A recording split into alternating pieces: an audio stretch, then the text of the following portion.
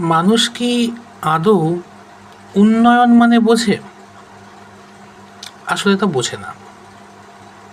মানুষ উন্নয়ন বলতে যেটা বোঝে সেটা হলো রাস্তাঘাট ঠিকঠাকভাবে জল আসছে কিনা, এইগুলো।